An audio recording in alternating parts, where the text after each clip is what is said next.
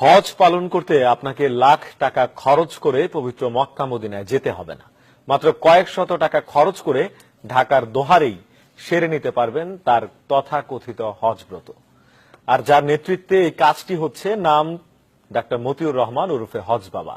তথাকথিত ভণ্ড এই পীরের ভণ্ডামি আর নষ্টামির মধুচন্দ্রিমায় অনুসন্ধানী আলো ফেলেছে নিউজ 24 এর টিম আন্ডার কাভার।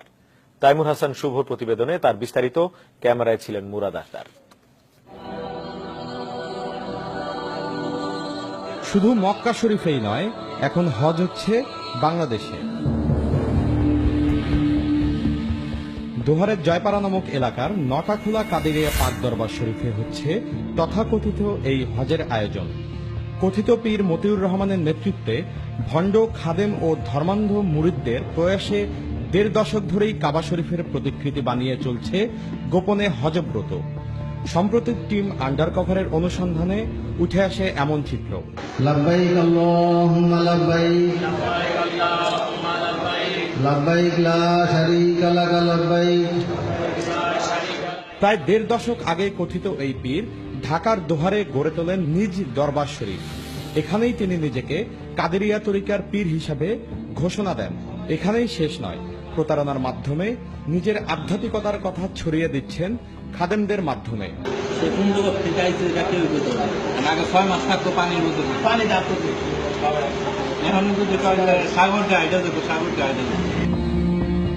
এখানে শুধু তথাকথিত শরিয়া পরিপন্থী হজই পালন করা হয় না, কথিত পীর মতিউর রহমান নিজেকে সিজদাও করান, যার প্রমাণ এই ছবিগুলো।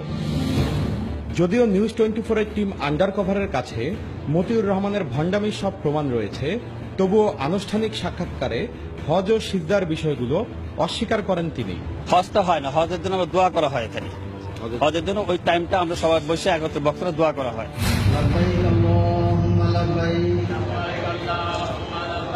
সেজদার বিষয়টা কেন হয়?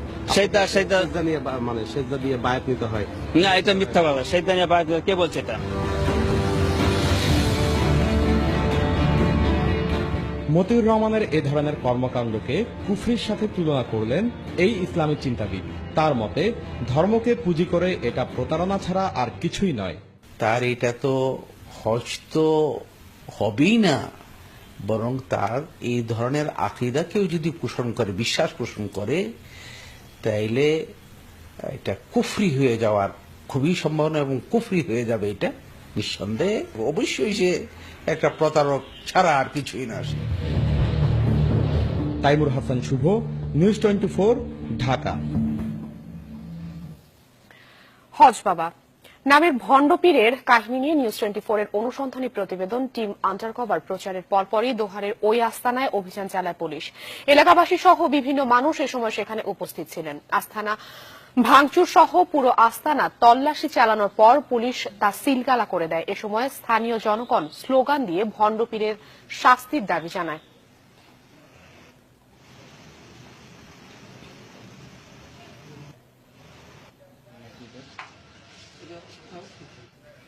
নিউজ 24 এ হজ বাবা সম্পর্কিত প্রতিবেদন প্রচারের পরপরই দোহারের জয়পাড়া নামক স্থানে লাটাখোলা কাদেরিয়া নামক হজ বাবা আস্তানায় পুলিশ অভিযান শুরু করেছে। শেষ খবর পাওয়া পর্যন্ত পুলিশ আস্তানাটি গুড়িয়ে দিচ্ছে বলে প্রত্যক্ষদর্শীরা জানিয়েছেন। টেলিফোনে এই মুহূর্তে সরাসরি কথা বলছেন দোহার থানাধীন ভারপ্রাপ্ত কর্মকর্তা সিরাজুল ইসলাম।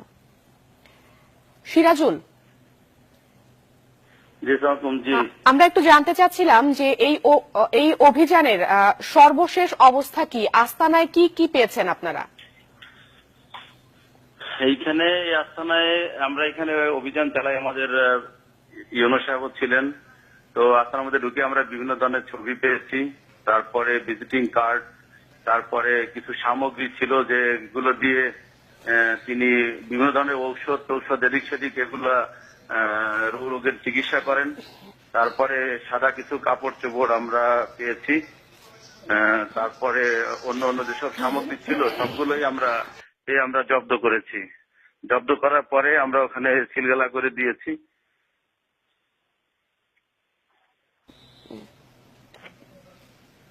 হ্যালো, আচ্ছা, সিরাজুল, একটু জানতে চাচ্ছিলাম যে এলাকাবাসী কি বলছে, তাদের কোনো প্রতিক্রিয়া বা তাদের কাছ থেকে কিছু জানতে পেরেছেন যে এলাকাবাসীর মধ্য থেকে কেউ এই হজ বাবার সহযোগী বা তার পরিচিত ছিল কিনা?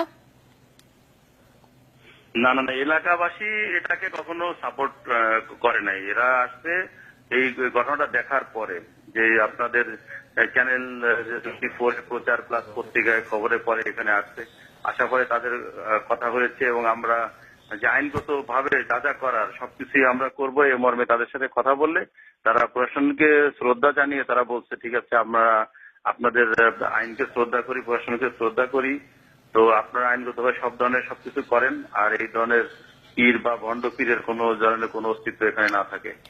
সিরাজুল, আমি আরো একটা প্রশ্ন আপনার কাছে রাখতে চাচ্ছিলাম যে এই হজ বাবাকে গ্রেফতারের ব্যাপারে আপনারা কি পদক্ষেপ গ্রহণ করেছেন?